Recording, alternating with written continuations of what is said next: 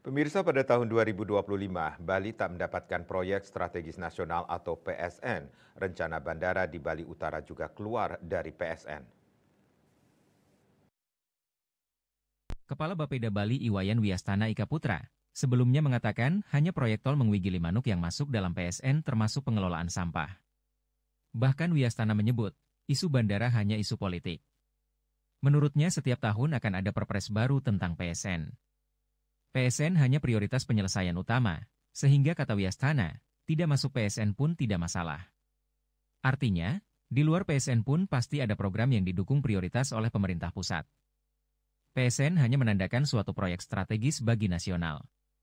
Meskipun Bali tidak mendapatkan proyek prioritas dari pemerintah pusat, tidak akan mempengaruhi anggaran APBD, dijelaskannya. Dalam proyek infrastruktur pusat ada pembagian anggaran, yang mana dari anggaran APBN, dan yang mana sharing dari APBD, bahkan, proyek dari swasta pun bisa masuk PSN.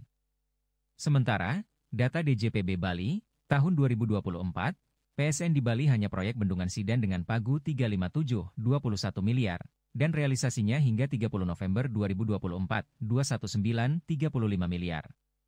Cita Maya, Bali Post, melaporkan.